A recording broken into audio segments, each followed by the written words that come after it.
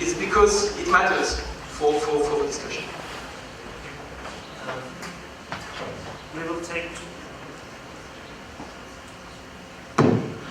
will take two more questions due to time constraints. Any more questions? No. Anyone else?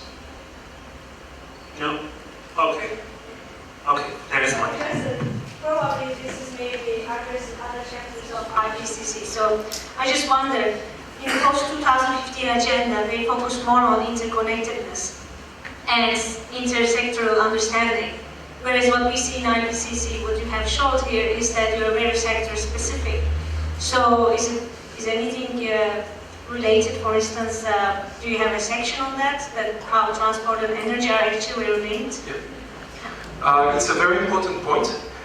It is, in fact, changing in the new chapter. Sorry, was there a second question? Or maybe, actually, I have a second question connected to this one. So, you presented these mitigation options that goes beyond placing just a carbon tax and what can countries do. But I was wondering that what is the role of global partnership or possibly global regulations? Because there are many issues that go beyond countries' jurisdiction, and that they really have to do something in a more cooperative level. So what's your view on this? Okay. Let me start with the sectors and then global cooperation. Both the two questions are actually linked. The first one, there is indeed a recognition that this is a systemic issue. This is not something that can be looked sector by sector. And the chapter 6 looks at mitigation. It looks at mitigation costs across the board. So it is supposed to be some sort of an integrating chapter. In the previous IPCC reports, there are 4. I think there was a chapter 11, which was after the sectoral chapters saying intersectoral implications. What is new also is that in the sectors you've seen cities. In fact, cities are not a sector; they are already a system where transport and energy, buildings issues are interconnected. So the IPCC is also moving. That's also this move. But at the same time, there is you have to review both detailed literature on specific sectors because that's of interest to many decision makers, and at the same time you need to review the interconnection. So that's why you have both, and there's sometimes a lot of redundancies in the. But it also explains why it's so big. On your second question, the global local regulation. I think there's a how do you say that in English?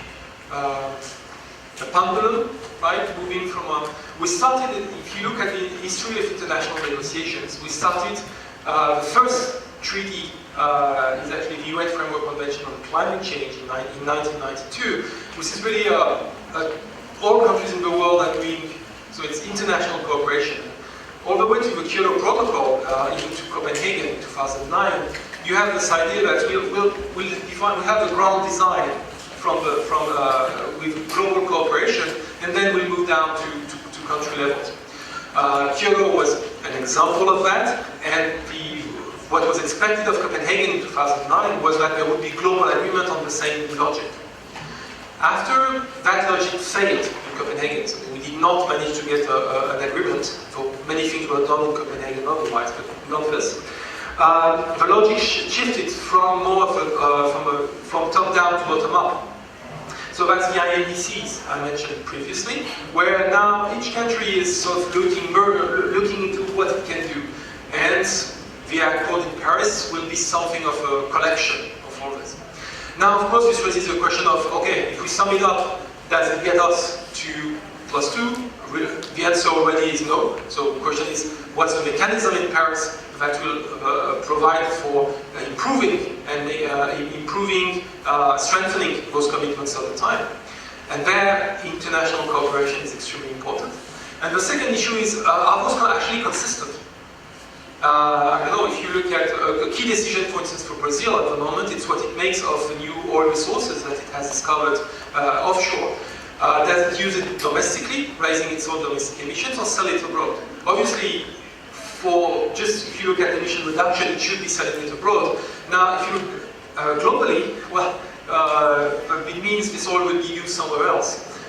So there are interactions between So the pendulum now has swung to country level analysis, and it will swing back to, okay, now that we have this country level and we realize that there are all these inconsistencies, how can we try and develop things that are a little more consistent on regional basis? Maybe not, it will probably be something intermediary between individual countries and the world, but maybe through sectoral arrangements, through regional arrangements, things like that.